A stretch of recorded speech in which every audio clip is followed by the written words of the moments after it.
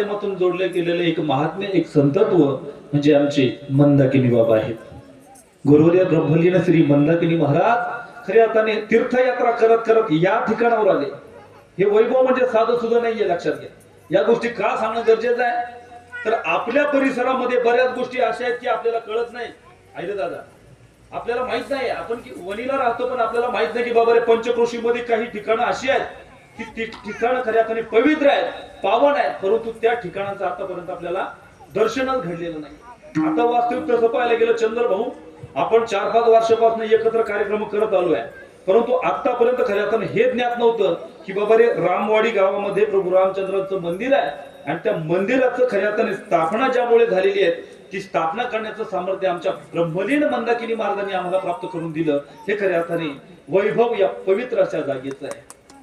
या परिवारामध्ये बघा, गुरुवर्यांचा स्पर्श झाला, गुरुवर्यांनी येणं केलं आणि भव्य दिव्य अशा स्वरूपाची ही इमारत खऱ्या अर्थाने या ठिकाणी बांधलेली आहे.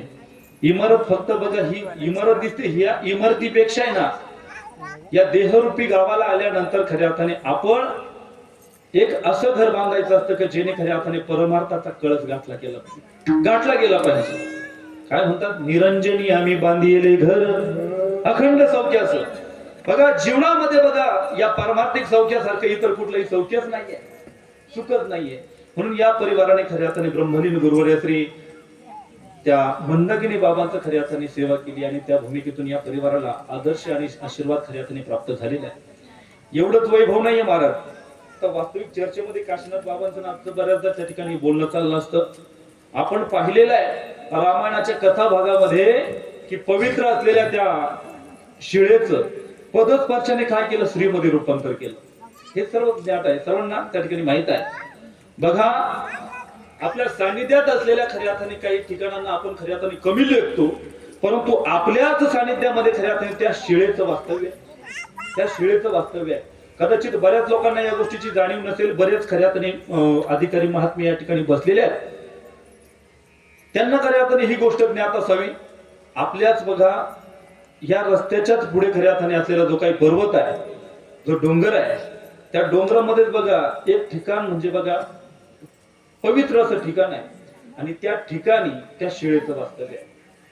हे परिवार खऱ्या अर्थाने गुढीपाडव्याला असेल, आपल्या या कार्यक्रमाच्या सुरुवातीला प्रथम तर खऱ्या अर्थाने त्या शिळेच्या दर्शनासाठी जातात, त्या शिळेचं दर्शन घेतात. जी शिळा भगवान प्रभू रामचंद्रांच्या पदस्पर्शाने खऱ्या अर्थाने अहिल्या नावाच्या त्या स्त्रीमध्ये रूपांतरित झाली, त्या शिळेचं खऱ्या अर्थाने वास्तव्य या ठिकाणी आहे.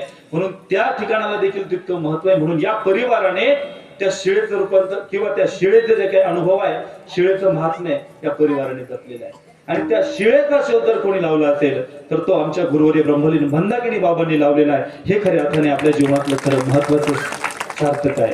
म्हणून त्या गुरुवर्यांच्या खऱ्या अर्थाने प्रथमतः आपण खऱ्या अर्थाने आभार प्रदर्शन केले पाहिजे. आई भगवतीचा आशीर्वाद, मार्कंडेय ऋषीचं सानिध्य आणि असंख्य असलेल्या दैवतांचा आणि साधू संतांचं खऱ्या अर्थाने कृपा आशीर्वाद आपल्या या कार्यक्रमासाठी लाभलेला आहे. अतिशय गोड असं नियोजन केलेलं आहे. आदरणीय, वंदनीय, पूजनीय ज्यांची खऱ्या अर्थाने दुपारी जन्मोत्सवाची सेवा झाली, पाटील बाबा डिकसळकर बाबा देखील या ठिकाणी उपस्थित आहेत. बाबांचे देखील हार्दिक आभार. बरीच कीर्तनकार महाराज मंडळी, प्रवचनकार असतील, बघा संप्रदायामध्ये प्रवास करणारी बरीच माणसं खऱ्या अर्थाने महात्मे या ठिकाणी उपस्थित आहेत. खरं तर काय आहे, वास्तविक बघा आपण कीर्तन तर दररोज ऐकतो, परंतु बघा या गोष्टी तुम्हाला का माहित असणं गरजेचं आहे. ज्या ठिकाणी आपण वास्तविक करतोय, ह्या कार्यक्रमाची सुरुवात आपण ज्या अनुषंगाने केलेली आहे ते महात्म्यापर्यंत खऱ्या अर्थाने आपल्याला माहित होणं गरजेचं आहे. बघा बरीच ज्येष्ठ श्रेष्ठ अनुभवी तपोनिष्ठ खऱ्या अर्थाने महाराज मंडळी या ठिकाणी उपस्थित आहेत. त्यांच्या समोर उभं राहून मी कीर्तन करावं एवढा तर अधिकाराचा मी नाहीये, परंतु मोठ्या अंतःकरणाने खऱ्या अर्थाने आदरणीय गुरुवर्य श्री शामराव बाबा या ठिकाणी उपस्थित आहेत. त्यांचे देखील हार्दिक आभार. आमचे रामदास बाबा असतील, आदरणीय आमचे लक्ष्मण महाराज असतील, वणीवरून आलेले आमचे परमार्थ स्नेही आदरणीय पोलीस डिपार्टमेंट मध्ये जास्त कार्य, परंतु बघा पोलीस डिपार्टमेंट मध्ये जेवढं कार्य आहेत ना त्याहीपेक्षा अधिक त्यांचं खऱ्या अर्थाने संप्रदायामध्ये कार्य, म्हणून त्यांच्यासाठी टाळ्या वाजवा. आहिरे दादा या ठिकाणी उपस्थित आहेत. साखरीवरून काही मंडळी आलेली आहेत. बघा हा परिवारच एवढा प्रेम देणार आहेत ना. आमचे काशीनाथ बाबा असतील, आदरणीय आमचे धनराज माऊली असतील, सुरेश माऊली असतील, रामदास माऊली असतील, या चारही भावंडांनी खऱ्या अर्थाने परमार्थांचा खऱ्या अर्थाने हा जो काही कळस उभा केला किंवा ही इमारत रचलेली आहे, या भूमिकेतून हा जो जमा झालेला परिवार आहे ना, जमा झालेली जी काही माणसं आहेत ना, ही माणसं म्हणजे खऱ्या अर्थाने यांच्या प्रेमाची पावती आहे. विठ्ठल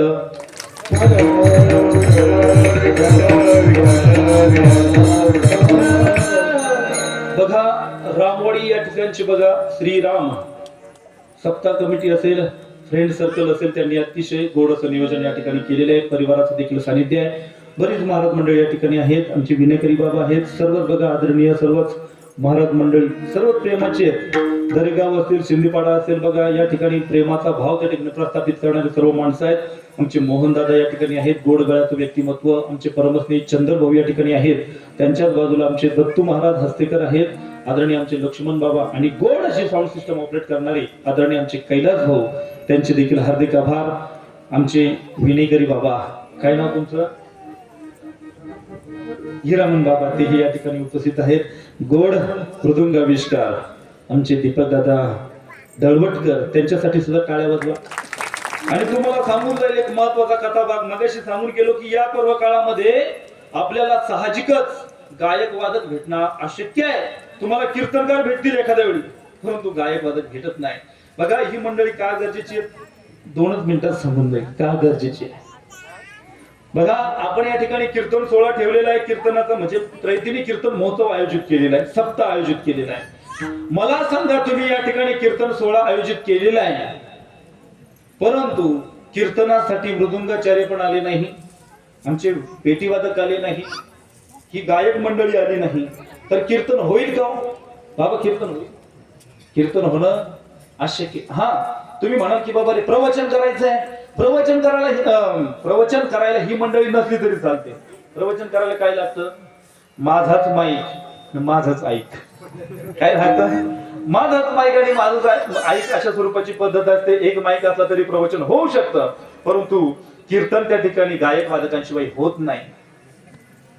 समजा या ठिकाणी श्रोतू वर्ग कुणी आलेच नाही, ही गायक मंडळी आली नाही, वादक आले नाही, आणि मी एकटाच या ठिकाणी आलो, दत्ता महाराजांचं कीर्तन ठेवलेलं जागराचं कीर्तन करू लागले, तर लोक, येणारी जाणारी लोक काय म्हणतील? काय म्हणतील?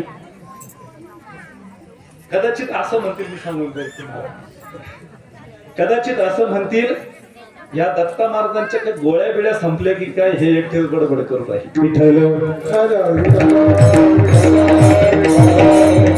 ही महाराज मंडळी का गरजेची आहे तुम्हाला थोडक्यात सांगून जाईल. बघा, जो भाव कीर्तनकाराला तुमच्या समोर मांडायचा आहे, जे खऱ्या अर्थाने कीर्तनकाराच्या पोटात आहे, ते गायक लोकांच्या ओठात असतं. महाराज, एखादं प्रमाण आलं, एखादं चरण त्या ठिकाणी गायचं आहे, तत्क्षणी खऱ्या अर्थाने विषयानुरूप प्रमाण देणारी ही गायक मंडळी असते. कीर्तनामध्ये कीर्तनकाराला जो भाव मांडायचा आहे, जे कीर्तनकाराच्या पोटात आहे, ते गायक लोकांच्या ओठात असतं, आणि जे गायक लोकांच्या ओठात असतं, ते मृदुंगाचार्याच्या फक्त ओठात असतं. महाराज, आणि बघा, एवढं सोपं नाहीये. या सर्वांना एकत्र आणण्याचं सामर्थ्य फक्त नोटात असतं. ते तुम्ही म्हणा विठ्ठल विठ्ठल. कार्यक्रम करण्यासाठी खऱ्या अर्थाने एका माणसाच्या उपस्थितीमध्ये कार्यक्रम होत नाही. नोहे कुल्याचा खेळ म्हणून मेळ गमविला. सर्वांच्या उपस्थितीमध्ये अतिशय गोड वातावरणामध्ये हा सप्ताह सोहळा चालू आहे. आणि बघा, माझं परम भाग्य असं की साक्षात भगवान प्रभू रामचंद्रांच्या प्रांगणामध्ये ही सेवा करण्याचं सामर्थ्य मला या परिवाराने प्रदान केलं. तुम्हा मायबापांची खऱ्या अर्थाने सेवा करण्याचं सामर्थ्य मला परिवाराच्या माध्यमातून आमचे आदरणीय जिप्रू बाबाच्या परिवारातील सर्वच मंडळी या ठिकाणी आहेत, त्या उपस्थितांनी खऱ्या अर्थाने हे कार्यक्रम करण्याचा किंवा ही सेवा करण्याचं सामर्थ्य मला प्रदान केलं. आदरणीय दोन्ही चोपदार आमच्या इव्हंतवाडीचे बाबा असतील आणि दरेगावची बघा, वयोवृद्ध अवस्थेमध्ये जीवन जगणारी ही माणसं, तरी सुद्धा बघा परमार्थाची सेवा करत आपल्या खांद्यावरच खऱ्या अर्थाने वारकऱ्यांची सेवा करण्याचं सामर्थ्य प्रदान केलेलं आहे. या सर्वच मंडळींच्या एकोप्यामध्ये सप्ताह सोहळा चालू आहे, म्हणून सर्वांचे या ठिकाणी हार्दिक आभार. तुम्ही म्हणाल गायकांचे आभार मानले, वादकांचे आभार मानले, चोपदारही सोडले नाही, पेटी वादकही झाले, साऊंड सिस्टम वाले झाले, मग आम्ही काय तुझं काय घोडं मारलं काय? परंतु बघा, तुम्ही सर्वांनी देखील या कार्यक्रमासाठी उपस्थिती दर्शवली. तुम्हा सर्वांचे, तुम्ही संत माय बाप कृपावंत कायमी पतित कीर्तिमानू. बघा, ज्या अभंगाच्या माध्यमातून मागणीचं प्रतिपादन खऱ्या अर्थाने ज्या संतांनी केलेलं आहे त्यांचं नाव संत तुकोबराय आहे. वास्तविक कीर्तन शैलीचा व्याकरणाच्या माध्यमातून सिद्धांत मांडायचा झाला तर चतुर्वर्ण किंवा अनुबंध चतुष्टय या सिद्धांतामध्ये खऱ्या अर्थाने कीर्तनकार बांधलेला असतो. तसं पाहायला गेलं तर सप्ताह म्हटल्यानंतर किंवा कीर्तन महोत्सव म्हटल्यानंतर पहिल्या कीर्तनकाराला आणि कलशपूर्तीच्या पूर्व संध्येला म्हणजे आजच्या स्थितीला, जागराच्या सेवेला किंवा उद्या आपण खऱ्या अर्थाने जो कीर्तनाचा भाव श्रवण करणार आहात या तीनही ठिकाणी कुठे कुठे पहिल्या दिवसाला, शेवटच्या दिवसाला म्हणजे जागराच्या दिवशी आणि कलशपूर्ती म्हणजे काल्याची सेवा या तीनही कीर्तनकाराला खऱ्या अर्थाने काही नियमांमध्ये बांधलेलं असतं. कशामध्ये? नियमांमध्ये बांधलेलं असतं. कशाने बांधलेला असतो? चराटाने किंवा उपरण्याने फक्त कीर्तनकार बांधलेला नसतो, तर काही नियम खऱ्या अर्थाने या कीर्तनकारांना असतं. पहिल्या दिवसाच्या कीर्तनकाराने खऱ्या अर्थाने निर्वाणपर प्रकरणातील अभंग घ्यावा आणि त्या ठिकाणी कीर्तनाचा आशय मांडायचा असतो. बरोबर आहे ना? बरोबर आहे ना? महिला वर्ग, पहिल्या दिवसाच्या कीर्तनकाराने निर्वाणपर प्रकरणाचा अभंग त्या ठिकाणी निवडायचा असतो आणि आपल्याला खऱ्या अर्थाने निर्वाणाचं महत्व सांगायचं असतं. बरोबर आहे? हे हा पण म्हणते नाही पण म्हणते नाही. तुमच्याकडे बोलत नाही का? बोलतात ना, फक्त चौघी एकत्र राहिल्यावर, नाही का? तुमचं माझं काही भांडण झालंय का? कट्टी बिट्टी काही नाही ना? बघा, आपलं सारखंचे महाराज तुमच्याकडे माणसं मेल्यानंतरच जाळतात ना, मेल्यानंतर जाळतात ना. आमच्याकडे वेगळे, आमच्याकडे जीव गेल्यावर जाळतो. बघा, पहिल्या दिवसाच्या कीर्तनकाराला काही नियम आहेत. पहिल्या दिवसाचा कीर्तनकार हा निर्वाणपर कीर्तन अभंगाच्या माध्यमातून नसून तर नामाच्या चिंतनामध्ये खऱ्या अर्थाने त्याने अभंग निवडून खऱ्या अर्थाने त्याचा सार मांडला पाहिजे. हे खऱ्या अर्थाने नियम हे पहिल्या दिवसाच्या कीर्तनकाराला आहे. कलशपूर्तीच्या पूर्व संध्येला म्हणजे जागराच्या सेवेला मागणी खऱ्या अर्थाने मागायची असते आणि काल्याचं कीर्तन हे भगवान परमात्म्याच्या चरित्राचं वर्णन करणारं खऱ्या अर्थाने अभंगाच्या माध्यमातून त्याचा सारांश मांडायचा असतो. म्हणून आज आपल्याला खऱ्या अर्थाने जागराची सेवा या ठिकाणी करायची आहे आणि या जागराच्या सेवेप्रसंगी आपल्या समोर जो काही अभंग त्या ठिकाणी मांडलेला आहे तो जगद्गुरु तुकोबारायांचा आहे. जगद्गुरु तुकोबारायांचा जर अधिकार पाहिला तर जगद्गुरु तुकोबारा हे काही साधं सुद्धा व्यक्तिमत्व नाही आहे. जगद्गुरु तुकोबारायांचा जर जीवन चरित्र अनुभवलं तर जगद्गुरु तुकोबराय आकाशापेक्षा उंच असलेलं खऱ्या अर्थाने ज्यांचं सामर्थ्य आहे ते माझे जगद्गुरु तुकोबराय. रेणू या तोकडा तुका आकाशा एवढा, आकाशा एवढं खऱ्या अर्थाने ज्यांचं स्वरूप आहे. आणि बघा, नुसतं आकाशा एवढं स्वरूप नाहीये तर त्यांच्या भक्तीचं सामर्थ्य एवढं आहे की बाबा रे 13 दिवस दगडाला बांधलेल्या वया जी ग्रंथ होती, जी तुकाराम गाथा होती, ती 13व्या दिवशी खऱ्या अर्थाने त्या इंद्रायणीच्या पाण्यावर तरू लागली. हे भक्तीचं सामर्थ्य आमच्या तुकोबारायांचं आहे. विठ्ठल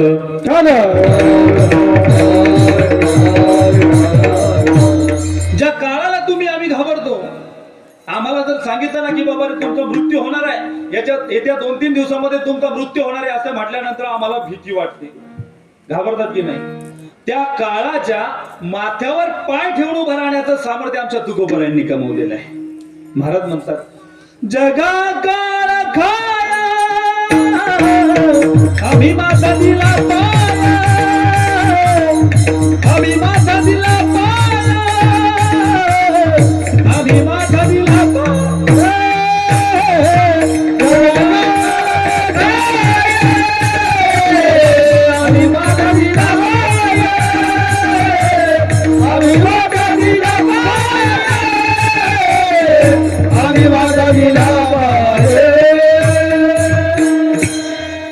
झालंय असं गेल्या 15-20 दिवसापासून दररोज ओरडायचं काम चालू आहे. आणि असं होतं, आता दररोजचं ओरडणं चालू आहे, कार्यक्रम चालू आहे, खाण्यामध्ये बरेच पदार्थ येतात, आवाज बसलेला आहे. असो, जगद्गुरु तुकोबारायांचा अधिकार आहे. ज्या काळाला तुम्ही आम्ही घाबरतो त्याच्या माथ्यावर पाय ठेवून उभं राहण्याचं सामर्थ्य आमच्या जगद्गुरु तुकोबारायांनी प्राप्त केलं. कशाच्या जोरावर? फक्त आणि फक्त भक्तीच्या जोरावर. नामचिंतन, एवढं नामचिंतन खऱ्या अर्थाने आमच्या जगद्गुरु तुकोबारायांच्या जीवनात होतं ना, फक्त शिंक, जांभळी आणि खोकला एवढाच वेळ वाया गेला. काय म्हणतात महाराज? शिंक, जांभळी, खोकला इतुकाची वेळ वाया गेला. आपलं कसं आहे? आपलं कसं आहे? शिंक आल्यानंतर म्हणतो, काय म्हणतो आपण? शिंक आल्यानंतर आपण परमात्म्याचं नाव घेतो, राम, नाही का? शिंक आल्यानंतर आम्हाला आठवतं केव्हा? आम्हाला शिंक, जांभळी, खोकला एवढंच फक्त राम नाव आठवतं, नाही तर इतर वेळेस आठवत नाही. परंतु भगवान परमात्म्याचं चिंतन करण्याचं सामर्थ्य किंवा ती चिंतनाचं सातत्य आमच्या जगद्गुरु तुकोबारायांनी जपलेलं आहे. आणि बघा, अनुबंध चतुष्टय सांगतात की बाबा रे, 4 सिद्धांत महत्वाचे आहे. अभंग सांगणारा किंवा अभंगाचं स्वरूप मांडणारा जो काही महात्मा आहे तो खऱ्या अर्थाने अधिकारी असला पाहिजे. आम्ही जगद्गुरु तुकोबारायांचा त्या ठिकाणी अधिकार पाहिला. जगद्गुरु तुकोबारायांच्या जीवनामध्ये खऱ्या अर्थाने असलेली जी काही परंपरा आहे, ती परंपरा खऱ्या अर्थाने साधी सुधी नाहीये. परंपरेच्या भूमिकेतून खऱ्या अर्थाने जगद्गुरु तुकोबारायांना मागणी हा विषय त्यांच्या डोळ्यासमोरच नाहीये. परंतु बघा, जगद्गुरु तुकोबारायांनी आपल्या डोळ्यासमोर मागणीचा आशय सांगितला, मागणी का मागावी हे सांगितलं, आणि वारंवार खऱ्या अर्थाने जगद्गुरु तुकोबारायांनी आपल्याला झोपेतून जागे केलं. का? डोळे उघडे ठेवून बसलेला हा काही समाज आहे ना, जोपर्यंत या समाजाला आपल्या हिताचा मार्ग दिसत नाही तोपर्यंत खऱ्या अर्थाने जरी या समाजाचे डोळे उघडे आहेत ना, तरी देखील तो निद्रिस्त अवस्थेमध्ये आहे. कसा आहे? झोपलेला आहे. काय करत होती? सगळेच जागे आहेत ना, वारंवार सांगतात उठा जागी भारी आता, उठा जागी भारी आता. उठत नाही महाराज. परंतु बघा, या साधू संतांनी सांगितलं की बाबा रे, भगवान परमात्म्याच्या भक्तीचं सामर्थ्य काय आहे? भगवान परमात्म्याच्या पूजनाने, चिंतनाने आपल्या जीवनाचा उद्धार होणार आहे. अधोगतीच्या मार्गाने प्रवास करणारा काही समाज आहे. या समाजाकडे बघितल्यानंतर बुडत हे जन न देखावे डोळा, येतो गळगळा म्हणून या बुडणाऱ्या जगाकडे पाहिल्यानंतर जगद्गुरु तुकोबारायांनी म्हणावं की यांची कीव येते. शेवटी काय झालं महाराज? जगद्गुरु तुकोबारायांनी काय केलं? या भगवान परमात्म्याला आपल्या डोक्यावर घेतलं. कुठे घेतलं? डोक्यावर घेतलं आणि दारोदारी जाऊ लागले. नाही करत ना तुम्ही देवदेव, नाही भजत तुम्ही दैवताला. एक काम करा, आता मी तुम्हाला आयता तुमच्या घरी हा देव घेऊन आलेलो आहे. काय म्हणतात? देव घ्या कुणी, देव घ्या कुणी, आयता आला भरघोस. लोकांना भीती वाटत होती देवाला घेण्यासाठी. काय 5-50 लाख रुपये द्यावा लागतात की काय? काय भीती वाटत होती? या देवाला विकत घ्यावं लागतं की काय? की आमच्या जीवनामध्ये कमवलेल्या संपत्तीचा काही भाग आम्हाला द्यावा लागतो की काय? महाराज म्हणतात, तुम्ही कमवलेली संपत्ती ही तुमच्याकडेच राहू द्या. का? तर आम्हाला खऱ्या अर्थाने आमच्या भगवान परमात्म्याला आत्मसात करण्यासाठी आम्हाला पैशांची गरज नाहीये. पैशांची किंमत म्हणजे शून्य आहे. महाराजांनी सांगितलेलं आहे, धनाची पाठी कळीकाळाचा लाग, नाही का? धनाच्या मागे पापाची खऱ्या अर्थाने स्वरूप आहे. त्यामुळे आम्हाला धन नको आहे. धनाकडे आम्ही खऱ्या अर्थाने त्या दृष्टीने पाहतच नाही. लोक खऱ्या अर्थाने काहीतरी पैशांच्या भीतीमुळे खऱ्या अर्थाने देवाला घेत नसावी असं जेव्हा तुकोबारांना वाटलं, तुकोबारा पुन्हा म्हणतायत, देव घ्या फुका. कसा? फुकट घ्या. देव तुम्ही फुकट घ्या. परंतु तरी सुद्धा लोक स्वीकारायला तयार नाही. किती निर्बुद्ध लोक आहेत महाराज. लोक म्हणतात की बाबा रे, त्या देवाला ठेवण्यासाठी आमच्याकडे जागाच नाहीये. काय म्हणतात? साठवणीचे रुंदले जागे नाहीये आमच्याकडे. त्या तुकोबारांनी सांगावं की बाबा रे, भगवान परमात्म्याकडे लौकिकाची मागणी करू नका. परंतु आमचं कसं आहे, आम्ही देवाकडे कधीच देवासाठी मागत नाही. मागितलं का आतापर्यंत कोणी देवासाठी? मागितलंय का? सांगा माता वर्ग, मागितलंय? किती प्रामाणिक आहे हो बघा. नाही म्हणतात. आम्ही खऱ्या अर्थाने देवाकडे कधी देवाचं मागत नाही. आमची अपेक्षा आहे. आम्हाला काय काय अपेक्षित आहे? आम्हाला पुत्र हवा, धान्य, धन, नाही का? धन धान्य, भार्या. बघा, या ज्या गोष्टी आहेत ना, या माईक स्वरूपाच्या गोष्टी आहेत. बघा, भार्या गृहद्वारे जन स्मशानी, देह चित्ताया परलोकमा. बघा, आपल्या शेवटच्या प्रसंगी आपली पत्नी फक्त घराच्या द्वारापर्यंत. आपल्या कुठपर्यंत? द्वारापर्यंत. जन स्मशानी कुठपर्यंत? स्मशानापर्यंत समाज येऊ शकतो. तिथून पुढे या देहाला एकट्याला प्रवास करावा लागत असतो. महाराजांनी खऱ्या अर्थाने या स्वरूपाच्या गोष्टींना माईक स्वरूपाच्या गोष्टी सांगितलेल्या आहेत. माईक सांगितलेलं आहे, धन धारा पुत्र जन बंधू सोय रे पिशूण. पण आमच्याकडे ते नाहीये. आम्ही कशाची मागणी करतो? गृही व्हावे धन धान्य, गृही व्हावे धन धान्य, गृही व्हावे धन धान्य, गृही व्हावे धन धान्य, गृही व्हावे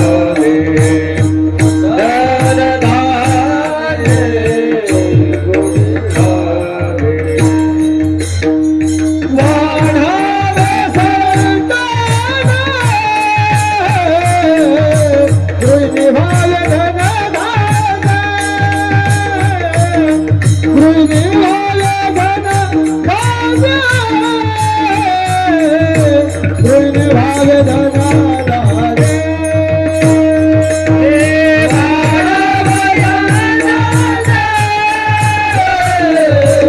व्हावे धनधान्य, गृहिणी व्हावे धनधान्य, गृहिणी व्हावे धनधान्य.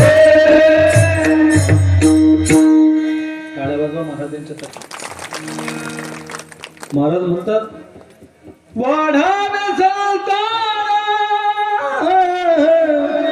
गृही व्हावे धन धान्य. काय मिळालं पाहिजे?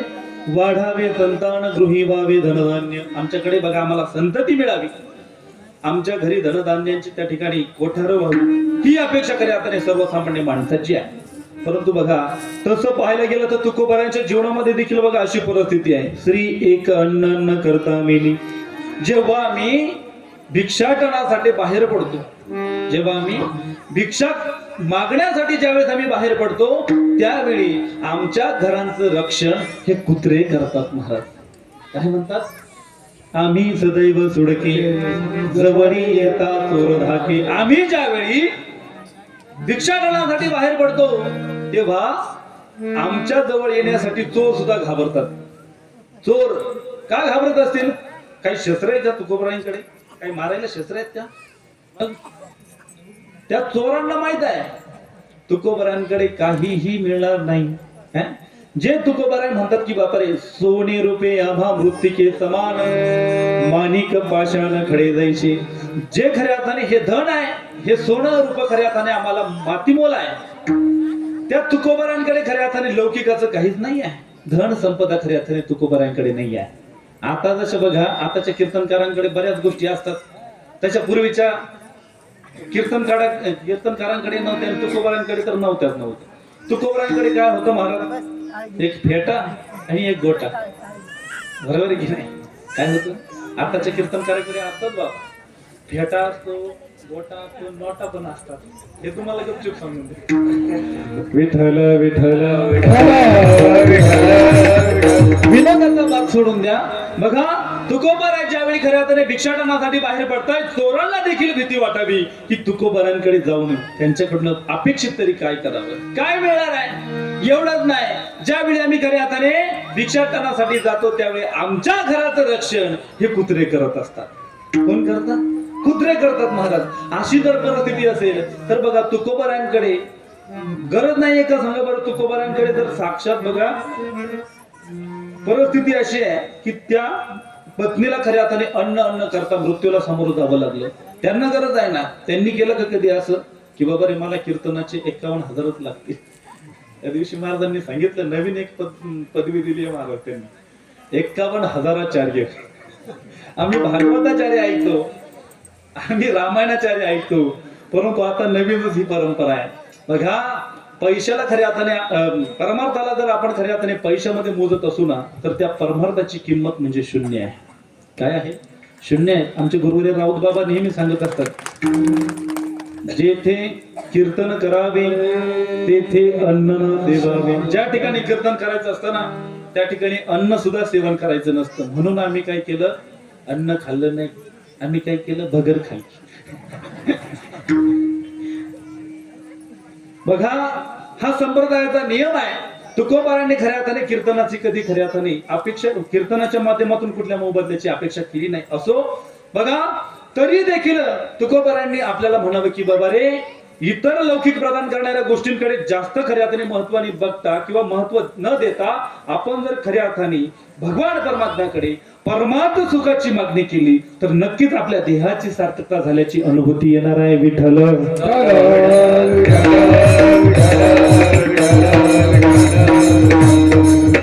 बघा, मागणी का मागावी? काहीतरी कारण असलं पाहिजे ना. मागणी सहज मागतो का आपण? काही बळत मागतो का? काही गरज नसताना मागतो का? बघा, 3 सिद्धांत सांगितलेले आहे. एक तर माणसाला गरज असली तर मागावं. आपल्याकडे जी गोष्ट नाहीये ती गोष्ट खऱ्या अर्थाने आपण मागितली पाहिजे. गरजेच्या गोष्टी मागितल्या पाहिजे. माणसाला खऱ्या अर्थाने गरज असली तर मागावं. माणसाचा स्वभाव असला तर खऱ्या मागणीचा स्वभाव असतो काही लोकांचा. असताना देखील आपल्याकडे बहुसंख्येने असताना देखील बघा आपल्याला बाहेरची अपेक्षा लागते. काहींचा स्वभाव असतो, स्वभाव आहे म्हणून खऱ्या अर्थाने मागणी मागतात, आणि काहींची परंपरा आहे म्हणून त्या ठिकाणी मागणी मागत असतात. विठ्ठल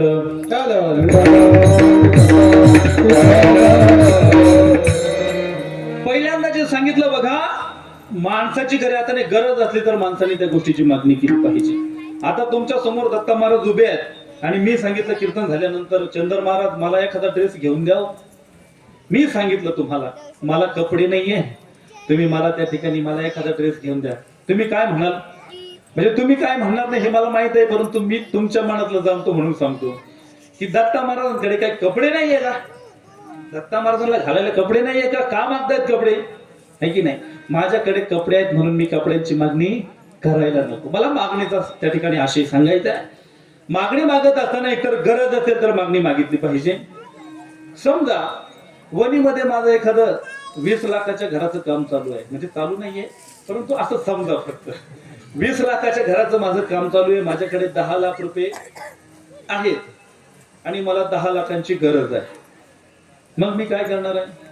माझे जे काही मित्र परिवार आहेत, जे काही परिचयाची माणसं आहेत, त्यांच्याकडनं काय करणार आहे? ती मागणी करणार आहे. माझ्या प्रेमाचे अतिशय आदरणीय मोहनदादा, ती मोहनदादांना फोन करेल की मोहनदादा मला एक 2-3 लाखाची मदत करा. चंदर भाऊला फोन करेल 5-50 हजाराची मदत करा. जी परिचयाची माणसं आहेत त्या लोकांना मी फोन करेल आणि मी सांगेल की बाबा रे मला आर्थिक मदत करा. बरोबर आहे? मी का ती मदत मागितली? का मदत मागितली? कारण माझी गरज आहे म्हणून खऱ्या अर्थाने मी ती मदत मागितली. माझ्याकडे ज्या गोष्टी, त्या गोष्टींची गरज मला नाही आहे.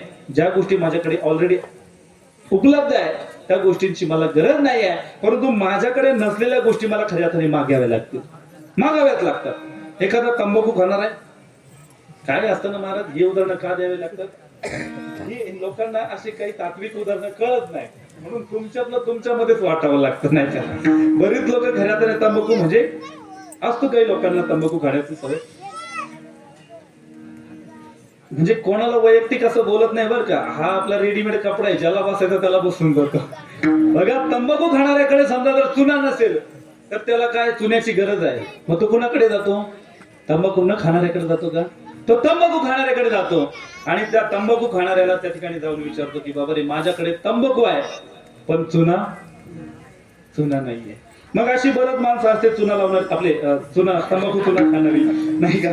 मग त्यांच्याकडे खऱ्या अर्थाने गेल्यानंतर आपल्याला ते तंबाखू आपल्या हातावर आहे आणि आपण चुना मागतो. तोही म्हणतो की बाबा रे माझ्याकडे चुना आहे परंतु तंबाखू नाहीये. मग यांच्या दोघांमध्येच होऊन जाते की बाबा रे तू मुझे तंबाखू दो, मैं तुम्हें चुना देता हूं. एक अशी एक घोषणा केली होती महाराज, तुम मुझे खून दो मैं तुम्हें आजादी दूंगा, नाही का? मग त्यांच्यामध्ये खऱ्या अर्थाने ते तंबाखू किंवा चुन्याची देवाणघेवाण होते. का केली महाराज ही देवाणघेवाण? कारण तंबाखूवाल्याला खऱ्या अर्थाने चुन्याची गरज आहे आणि चुन्यावाल्याला तंबाखूची गरज आहे, म्हणून खऱ्या अर्थाने गरज असल्यामुळे त्यांच्यामध्ये खऱ्या अर्थाने हा मागणीचा आशयाला विठ्ठल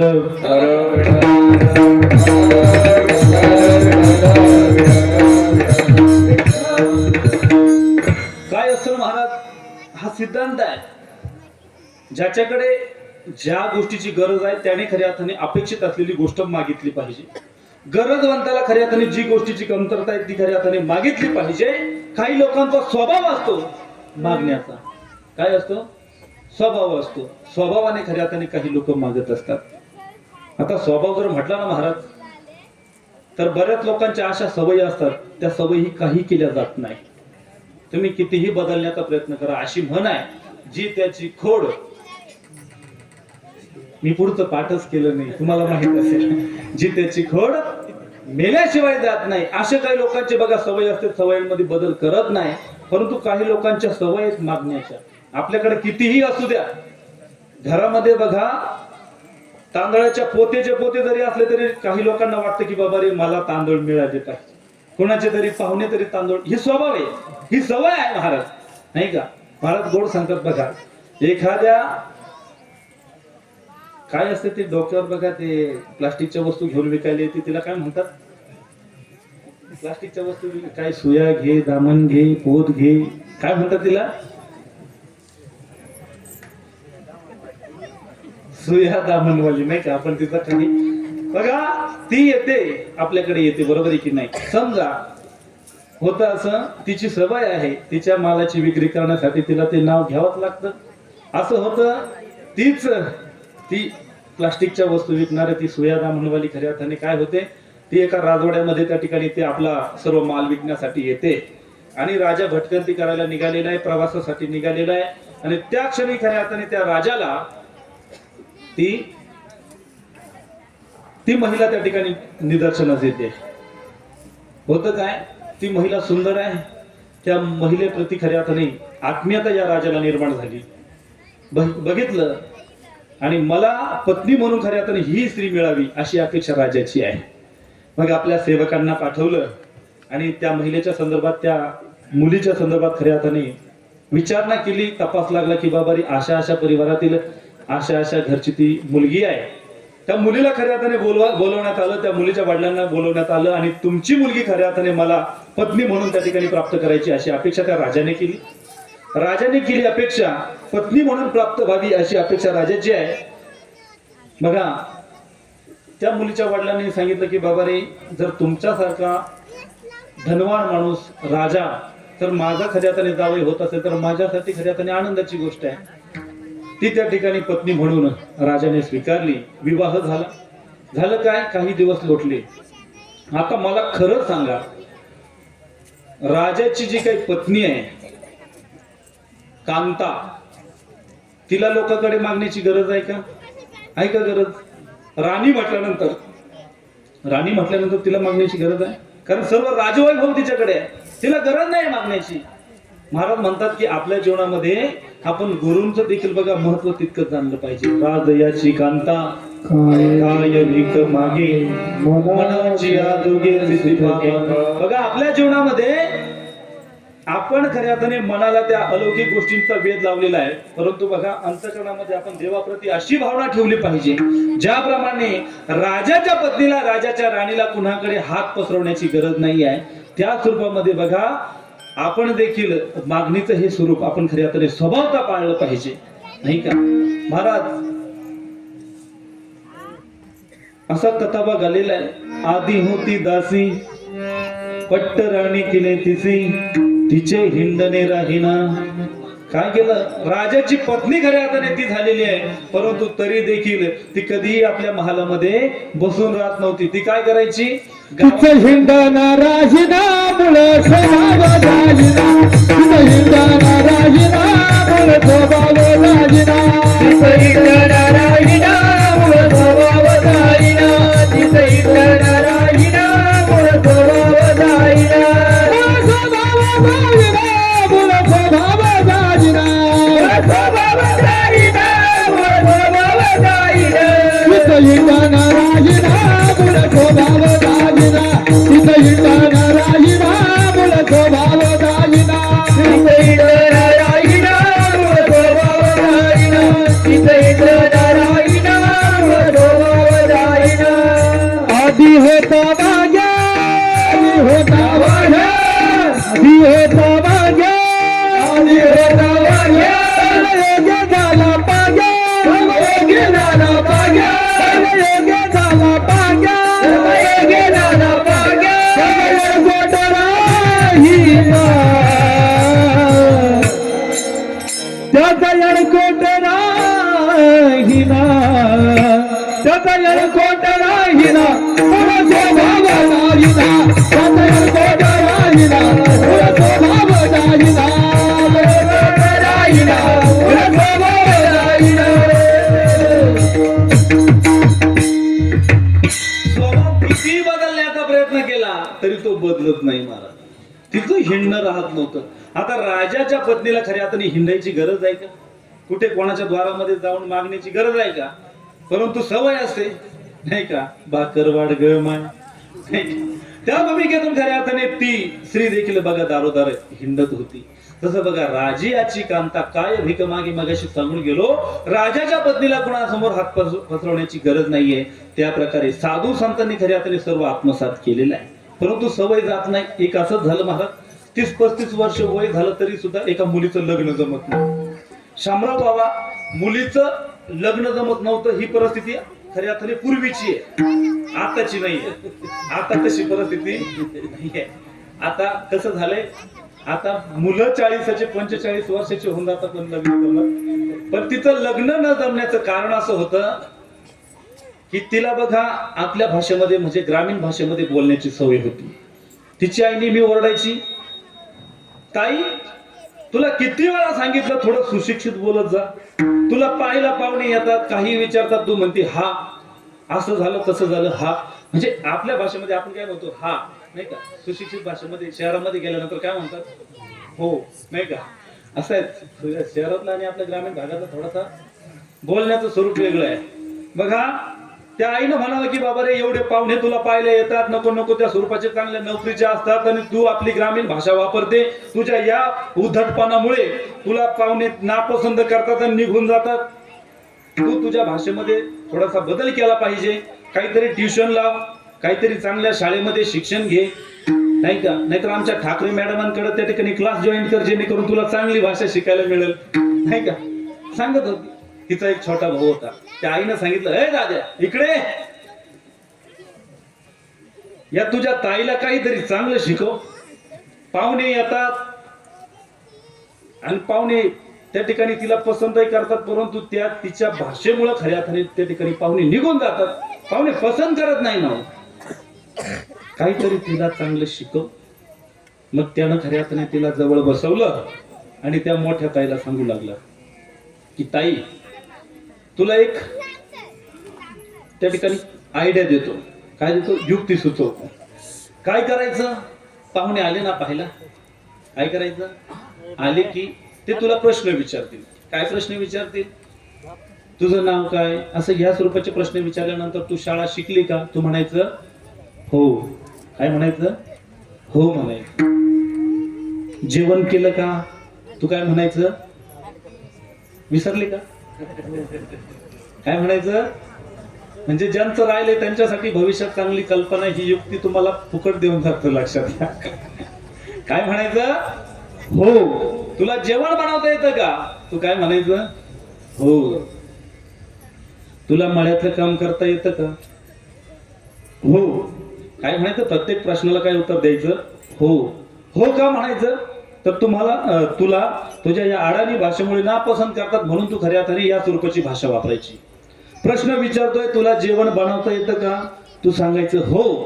तुला मळ्यातली कामं येत आहेत का, तू म्हणायचं हो.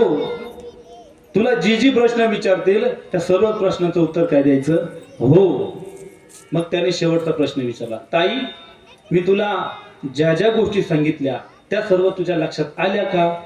ताईनं सांगितलं हा. काही सांगितलं? मूळचा स्वभाव खऱ्या अर्थाने बदलण्यासाठी तुम्ही कितीही प्रयत्न केला. काय सांगत होता? प्रत्येक शब्दाला प्रत्येक उत्तराला हो म्हटलं पाहिजे, परंतु शेवट तिचं उत्तर काय आलं? हा. बघा ज्याप्रमाणे त्या मुलीला खऱ्या अर्थाने आपल्या सवयीमध्ये बदल करता येत नाही, अशी बरीच मंडळी असते महाराज आपल्याकडं, ज्यांना कितीही बोला कितीही भांडा परंतु त्यांची सवय जात नाही. स्वभावता लागलेला गुण आहे. त्या भूमिकेतून खऱ्या अर्थाने हा दोष आपल्याला प्राप्त होत असतो. बघा आपली सवय आहे, आपली गरज आहे म्हणून आपण मागत असतो. परंतु बघा काही मागणी ही पारंपरिक स्वरूपामध्ये केली जाते. परंपरा म्हणून खऱ्या अर्थाने मागणी मागावी लागते. आता बऱ्याचदा असं होतं आपल्याकडे काही परंपरा आहेत बाबा, आपण पंढरपूरवरून किंवा आळंदीवरून जो ध्वज आणत असतो ना, ध्वज पताका, ती पताका वर्षभरामध्ये एकदा तरी आपण खऱ्या अर्थाने त्या तीर्थक्षेत्रावर घेऊन गेलो पाहिजे. हा नियम आहे आपला. आता असं म्हणतात की आपण बघा, आई सप्तशृंगीच्या सानिध्यात आहे, आपण आई भगवतीच्या सानिध्यात राहतो.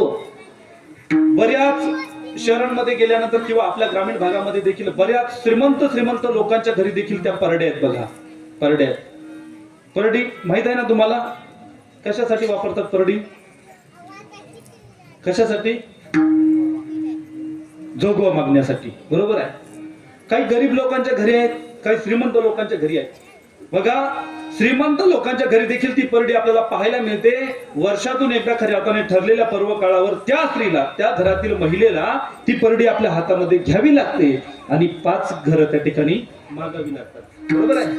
5 घरी जाऊन त्या ठिकाणी ती भिक्षा मागावी लागते. 5 घरी गेल्यानंतर बघा, थोड्या प्रमाणात खऱ्या अर्थाने लोक त्या महिलेला पीठ देत असतात. किती देतात? किती देतात? आता परडी घेऊन गेल्यानंतर ते काय तुम्हाला 2-2 पायलीचे दळण नाही देणार, बरोबर आहे. काय करतात ते? परडीमध्ये मावेल इतकं किंवा चिमूटभर म्हणा किंवा आपल्या पसभर, असंच म्हणतात ना, मुठभर त्या ठिकाणी पीठ त्या परडीमध्ये टाकत असतात. परडी घेऊन खऱ्या अर्थाने फिरणं ही तिची काय आहे? परंपरा आहे, नाही का? तिला भिक्षा मागायची गरज आहे का? गरज आहे. श्रीमंत आहे बघा, धनवंताच्या घरी खऱ्या अर्थाने ती वास्तव्य करते आहे, परंतु तिला या पीठाची गरज काय आहे? तर फक्त आणि फक्त तिच्या परिवारामध्ये ही परंपरा आहे मागण्याची, म्हणून खऱ्या अर्थाने ती तिला जोपासावी लागत असते. परंपरा आहे. माणसाला खऱ्या अर्थाने परंपरेच्या भूमिकेतून मागावं लागतं. मागण्याची परंपरा खऱ्या अर्थाने तुकोबारायांची नाही आहे. तुकोबारायांनी खऱ्या अर्थाने गेल्या कित्येक पिढ्या खऱ्या अर्थाने जगद्गुरु तुकोबारायांच्या होऊन गेल्या, परंतु तुकोबारायांच्या परिवारामध्ये कुठल्याही वाडवडिलांनी मागितलं नाही, नाही का? ही रीत कोणाची आहे? कोणाची रीत आहे? वडिलांची रीत.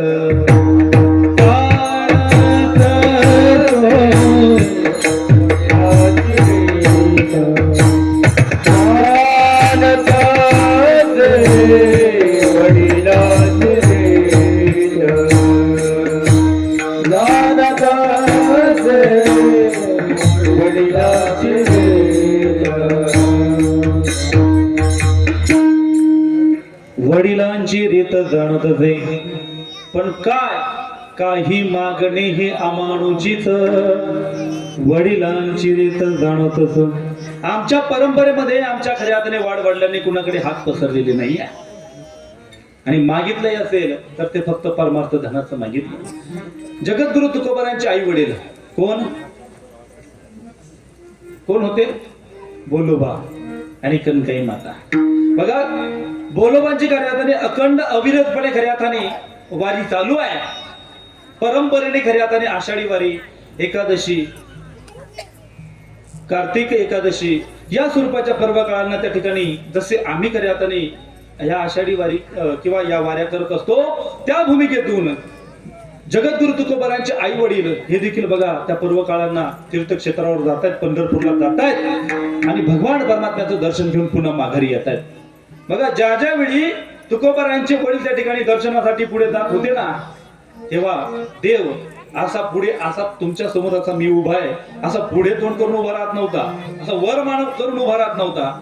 देव आपल्या दर्शनासाठी आलेल्या बोलोबांना बघून खाली मान घालून उभा राहायचा.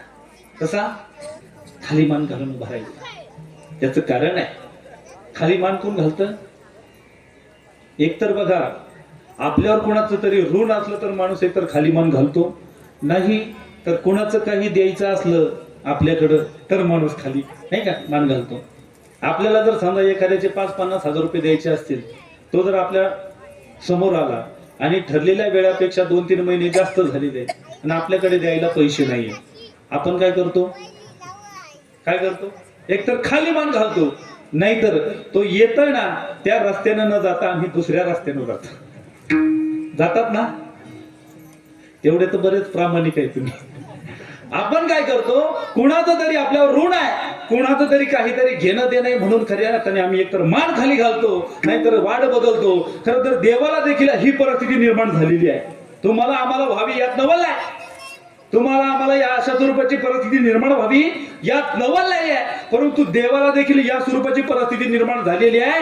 गेले कित्येक वर्ष खरे आता भगवान परमात्म्याची, पांडुरंग परमात्म्याची सेवा करणारा हा परिवार आहे आणि ह्या परिवाराने एकही वारी त्या ठिकाणी चुकवलेली नाही आहे. आणि त्या भूमिकेतून हे दाम्पत्य बोलोबा महाराज आणि कणकाई माता हे दोघंही खऱ्या अर्थाने त्या ठिकाणी भगवान परमात्म्याच्या दर्शनासाठी आलेले आहेत. भगवान परमात्मा समोर उभे आहेत. माहित आहे बोलोबा तर काही मागणार नाही, परंपरा आहे. बोलोबांनी दर्शन घेतलं आणि गाभाऱ्यामध्ये जाऊन उभे राहिले, बाजूला जाऊन उभे राहिले आणि आल्या कणकाई माता. कोण आलं? कणकाई माता आल्या. कणकाई माता त्या ठिकाणी उभ्या आहेत आणि देवानं पण ती संधी साधली. कारण का तर भावनिक असलेला जो काही स्वभाव किंवा भावनिकतेचा प्रभाव ज्यांच्यावर आहे तो आमचा माता माऊल्यांचा स्वभाव आहे. भावनिक आहे. सहज आपण खऱ्या अर्थाने काही बोललं तरी भावना विवश होणाऱ्या आमच्या माता महिला असतात. देवानं संधी साधवली आणि पाहिलं की तुकोबारायांची माताश्री कणकाई माता समोर उभी आहे आणि या परिवाराचं आपल्यावर असलेलं ऋण आहे. मग आपण आता बोलोबा महाराज तर आपल्याकडे काही मागणार नाही, परंतु या मातेला खऱ्या अर्थाने आपण विनंती करूया की काहीतरी मागा. कोणाला? कणकाई मातेला. भगवंताने सांगितलं की बाबा रे, अविरतपणे तुमची खऱ्या अर्थाने सेवा ही अखंड चालू आहे, परंतु माझी अपेक्षा आहे तुम्ही काहीतरी मागावा. बघा, परंपरा तर मोडायची नाही आहे. कणकाई मातेने विचार केला, मी जर मागितलं तर परिवार मला त्रास देईल, माझे पती खऱ्या अर्थाने मला बोलतील, म्हणून खऱ्या अर्थाने ती शांत राहील. परंतु बघा, देवाने आग्रह केला काहीतरी मागा, काहीतरी मागा. बघा, अट्टहास त्या ठिकाणी देवाचा आहे, सातत्य चालू आहे, काहीतरी मागावा अशी अपेक्षा आहे. त्यावेळी आमच्या कणकाई मातेने अपेक्षा केली की बाबा रे, गेले कित्येक वर्ष खऱ्या अर्थाने माझी खऱ्या अर्थाने कूस ही रिकामी आहे, माझी कूस रिकामी आहे, एखादी संतती मला प्राप्त व्हावी हीच माझी अपेक्षा आहे. बघा, भगवान परमात्म्याला फार समाधान वाटलं की बाबा रे, या परिवाराने खऱ्या अर्थाने अखंड स्वरूपाची सेवा माझी केली आहे, ऋण आहे. त्या भूमिकेतून आज कुठेतरी या परिवाराची सेवा करण्याचं सामर्थ्य मला प्राप्त झालं. भगवान परमात्मा तथास्तु म्हटले. कणकाई माता गाभाऱ्यातून त्या ठिकाणी बाहेर आल्या आणि ज्या ठिकाणी बोलोबा महाराज आहे त्या ठिकाणी आल्या. कणकाई मातेचा चेहरा असा प्रफुल्लित झालेला आहे, समाधानाच्या भावनेने अतिशय आनंदित पावलेला तो चेहरा आहे. त्या चेहऱ्याकडे पाहिल्यानंतर बोलोबा महाराजांना लक्षात आलं की बाबा रे, आपल्या परंपरेला कुठेतरी, आपली परंपरा कुठेतरी खुंटली आहे. ज्या अर्थी कणकाईच्या तोंडावर हास्य आहे त्या अर्थी खऱ्या अर्थाने काहीतरी अघटित घडलेलं आहे. कणकाई मातेला जवळ बोलवलं, विचारलं तुझ्या आनंदाचं रहस्य काय आहे. कणकाईने सांगितलं की पांडुरंग परमात्म्याने मला खऱ्या अर्थाने मागण्याचा आग्रह केला, अपेक्षा केली, म्हणून मी त्या ठिकाणी भगवान परमात्म्याकडे एक गोष्ट मागितली, ती म्हणजे माझी कूस त्या ठिकाणी भरू दे, मला संतती प्राप्त होऊ दे, अशी अपेक्षा मी पांडुरंग परमात्म्याकडे केली. परंपरा नाहीये महाराज, तरी सुद्धा भगवान परमात्म्याच्या आग्रहाखातीर त्या ठिकाणी कणकाई मातेने भगवान परमात्म्याकडे मागितलंय. बोलोबा महाराज म्हटले की ठीक आहे, असाही परंपरेचा नियम तुटलाय. काय झालं? परंपरेचा जर कुठेतरी नियम तुटलेला आहे आणि तू मागणी मागितली आहे. जर तुला मागणीत मागायची होती, तुला जर त्या ठिकाणी कुठली तरी संतती प्राप्त व्हावी असं तुला जर वाटत होतं, तर साधं सुद्धा खऱ्या अर्थाने संतत्व प्राप्त न होता किंवा न मागता तू अशा स्वरूपाचा मुलगा मागायला पाहिजे होता की त्या मुलाचं त्रैलोक्यामध्ये खऱ्या अर्थाने नाव असेल. ऐसा पुत्र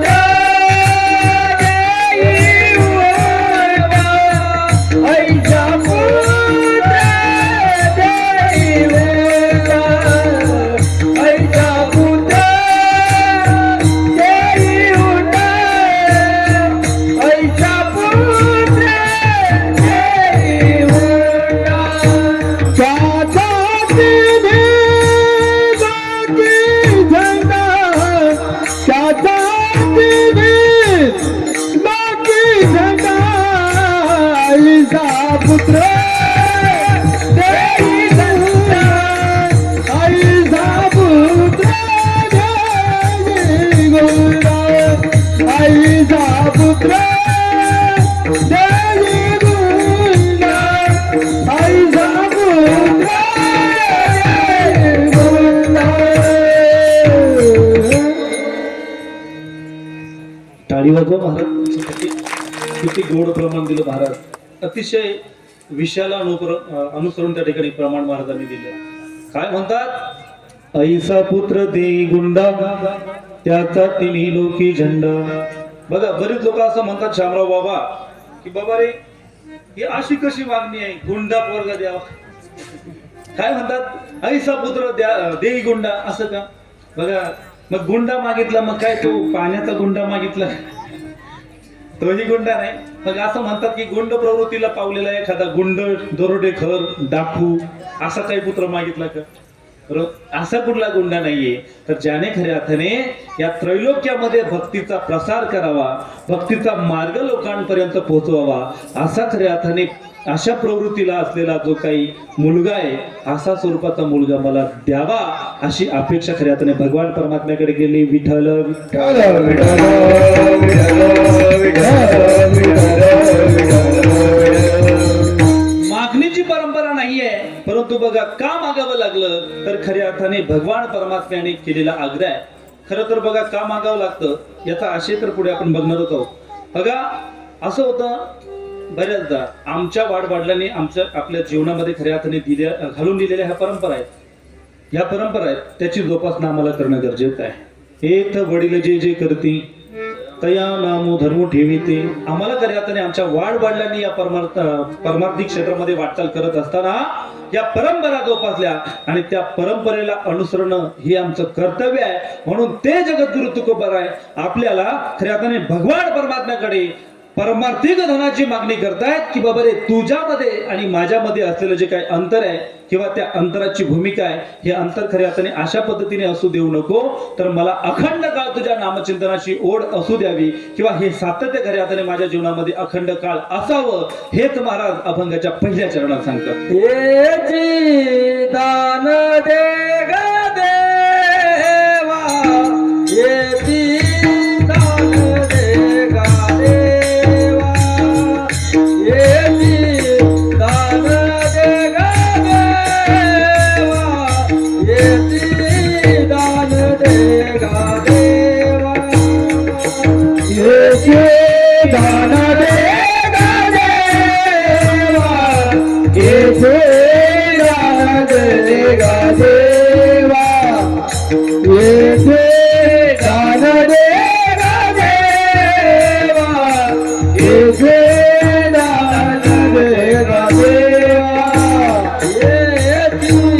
दान दे ग देवा, येची दान दे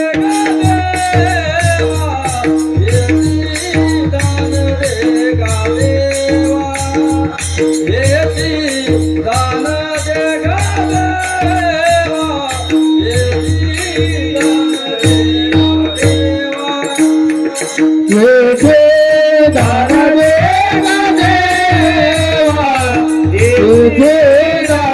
दे ग देवा, येची दान दे ग देवा, येची दान दे ग देवा. तुझा विसरण भावा, तुझा विसरण भावा, तुझा गायना आवडे, तुझा गायना आवडे, तुझा गायना आवडे, तुझा गायना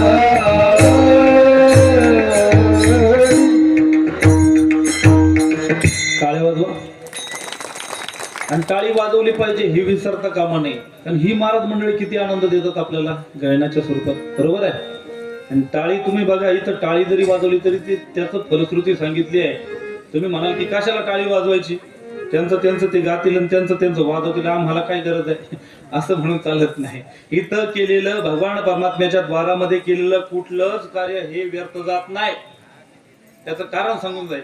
देवाच्या द्वारामध्ये तुम्ही नामचिंतन जरी केलं तरी त्याची फलश्रुती सांगितली आहे. पहिल्या दिवसांच्या महाराजांनी सांगितलं नामाचं महत्व, नाही का?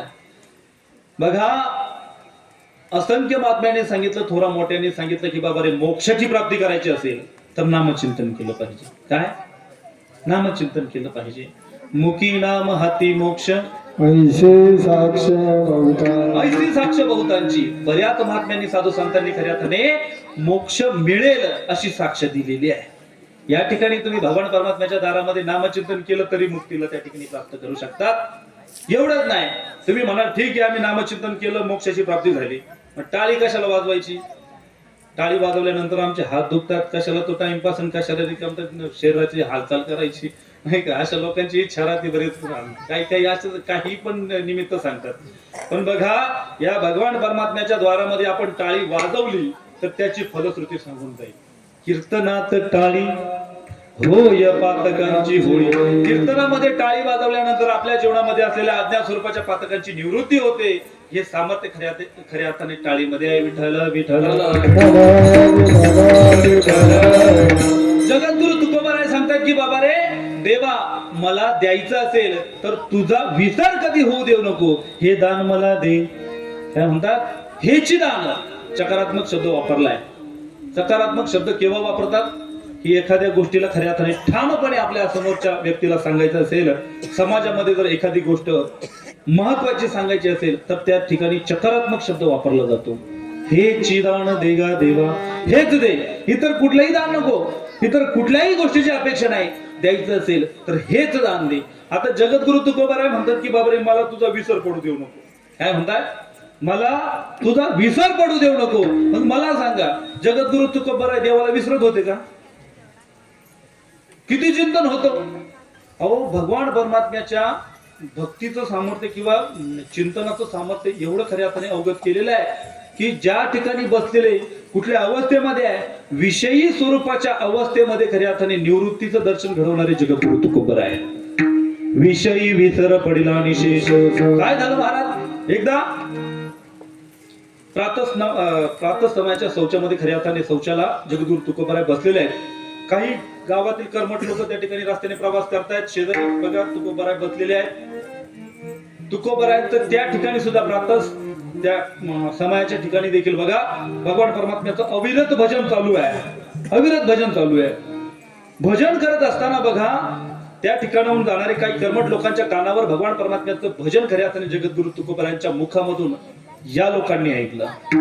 ही लोक म्हणतात की बाबा रे, जगद्गुरु तुकोबाराय कीर्तनाच्या माध्यमातून, कथा प्रवचनांच्या माध्यमातून, सत्संगांच्या माध्यमातून खऱ्या अर्थाने चिंतनाचं महत्व सांगतायत, देवाचं स्वरूप सांगतायत, पवित्र असलेल्या देवाची माहिती आपल्यापर्यंत पोहोचवतायत.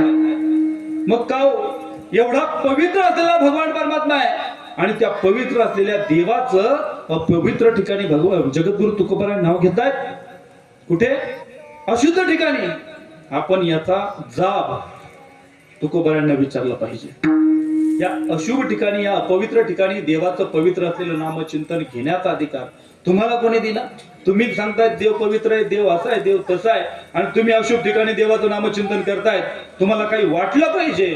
जगद्गुरु तुकोबाराय ज्यावेळी या सर्व लोकांमध्ये आले, यांनी विचारलं की बाबा रे जगद्गुरु तुकोबाराय, तुम्ही खऱ्या अर्थाने अपवित्र ठिकाणी बसलेले असताना सुद्धा तुम्ही देवाचं नामचिंतन करतायत, याचा खऱ्या अर्थाने तुम्ही जाब दिला पाहिजे. हे चुकीचं आहे. त्यावेळी जगद्गुरु तुकोबाराय म्हणतात की बाबा रे, मला खऱ्या अर्थाने विषयांचा विसर पडलेला आहे. विषयी विसर पडिला निशेष. काय केलं? अंगी ब्रह्मरस ठसावला. काय झालंय? माझी मज झाली अनावर वाचा, छंद या नामाचा घेतला. माझ्या वाचेने, माझ्या जीवेने त्या ठिकाणी भगवान परमात्म्याच्या नामाचा छंद घेतलेला आहे. मी विसरून जातो कुठे बसलेलो आहे, काय करतोय, कशा पद्धतीचं आचरण करतोय, या सर्वच गोष्टी मी विसरून जातो.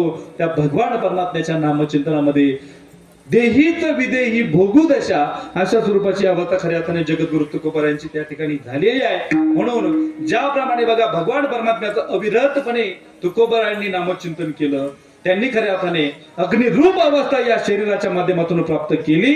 पाप काय आहे, पुण्य काय आहे, योग्य काय आहे, अयोग्य काय आहे, चांगलं काय आहे, वाईट काय आहे, या स्वरूपाचं कुठलंच तत्व आता माझ्या अंतकरणामध्ये शिल्लक राहिलं नाही, असा भाव मांडणारे जगद्गुरु तुकोबर आहे. खऱ्या अर्थाने हा भाव कशाच्या माध्यमातून प्रस्थापित झाला, तर तो फक्त आणि फक्त नामचिंतनाच्या जोरावर. आम्हाला देखील अज्ञात स्वरूपाच्या पातकांची निवृत्ती या ठिकाणी करायची आहे. कारण हा नामयज्ञ सोहळा कशासाठी आहे? आपल्या जीवनाचा उद्धार व्हावा यासाठी आहे. का काही काम नाही यांना म्हणून ते केलंय का? हे काही काम नाही, चला या 3 दिवस आता कामच नाही, काही मळ्यामध्ये काही काम नाही, चला आपण सप्ताह करू, असं आहे का? बघा, या ठिकाणी ही माणसं गोळा करणं किंवा हे जे काही चाललेलं अट्टाहास आहे, हा खऱ्या अर्थाने अज्ञात प्रवृत्तींना कुठेतरी सन्मार्गाला लावावं यासाठी हा नामचिंतन सप्ताह चालू आहे. म्हणून ज्या तत्वासाठी, ज्या अपेक्षेने, खऱ्या अर्थाने उद्धाराच्या अपेक्षेने या ठिकाणी आम्ही आलो आहोत, आम्हाला देखील या ठिकाणी आमचा उद्धार करून घ्यायचा आहे. परंतु उद्धार करण्यासाठी आम्हाला काय करावं लागेल, तर त्या भगवान परमात्म्याचं नामचिंतन करावं लागेल. एकदा सर्वांच्या चरणी विनंती आहे, सर्वांनी आपले दोन्ही हात वरती करायचे. सोबत ज्यांनी ज्यांनी आपले हात आणलेले आहेत, ज्यांनी आपले हात सोबत आणलेले, त्यांनी हात वर करा. आणि बघा, एक अर्धा तास असेच ठेवा, आम्ही चहा पाणी घेऊन येतो. बघा, अतिशय गोड असे तुमचे हात दिसत आहेत. बघा, वरती असलेले हात किती सुंदर दिसत आहेत, नाही का? बघा, असेच अर्धा तास ठेवले तर बघा व्यायाम देखील होईल. असू दे, असेच असो. बघा, भगवान परमात्म्याचं नामचिंतन आपल्याला या हातांच्या माध्यमातून करायचे. बघा, भगवान परमात्म्याचं, थकले का? अहो, तो पंढरीचा पांडुरंग परमात्मा गेले 28 युग झाली आपल्या कटेवर कर ठेवून विटेवर उभा आहे. त्याला कधी कंटाळा आला नाही. 2 मिनिटं हात वर केले तरी कंटाळा आला तुम्हाला?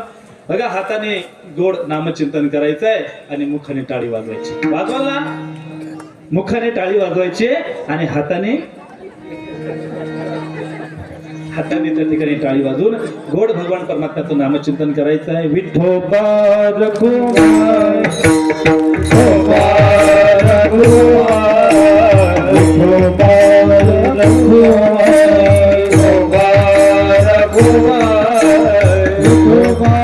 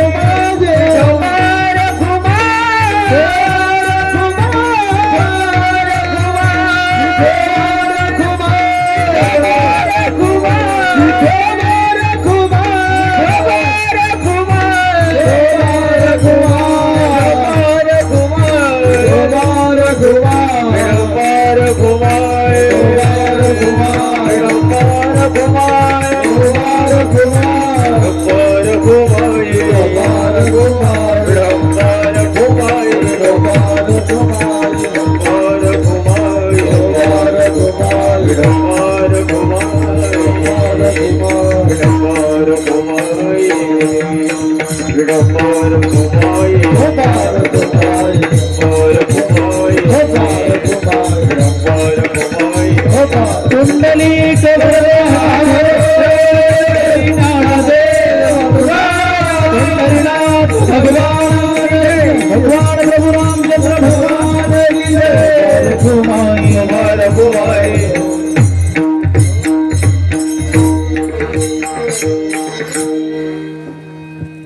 सर्वांचे धन्यवाद. आता हात खाली केले तरी चालतील. बघा, हात वर करण्यासाठी सांगावं लागतं, खाली करण्यासाठी सांगायची गरज असो. बघा, अतिशय गोड असं तुम्ही सर्वांनी भजन केलं. खरं तर तसं पाहायला गेलं ना, शामराव बाबा, माझ्या लग्नात सुद्धा एवढे हार नव्हते.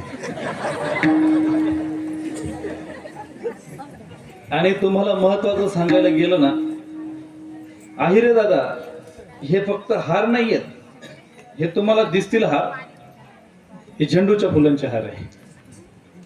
हे फक्त झेंडूच्या फुलांचे हार नाही आहेत, तर या हारांना खऱ्या अर्थाने गुंफण्याचं काम या सर्व परिवाराने केलेलं आहे. ज्याप्रमाणे आपण सर्व खऱ्या अर्थाने एका माळेमध्ये गुंफले गेलेलो आहे.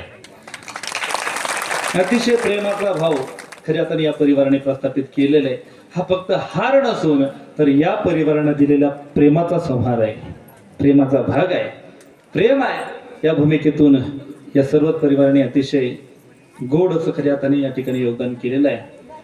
भगवान परमात्म्याचं नामचिंतन, भगवान परमात्म्याची भक्ती आणि परमार्थिक वाटेने जात असणारा हा, शुद्ध भावनेने परमार्थ करणारा हा परिवार आहे. अविरतपणे खऱ्या अर्थाने या स्वरूपाची परिस्थिती या परिवार, बघा, अतिशय गोड असलेला परिवार आहे. तसं पाहायला गेलं ना, हा एकत्र राहण्याचा जो काही प्रयास आहे, हे खऱ्या अर्थाने थोरा मोठ्यांचे असलेला आशीर्वाद आहे. त्या भूमिकेतून हा खऱ्या अर्थाने एकत्रित कुटुंबाचा परिवार आहे. विठ्ठल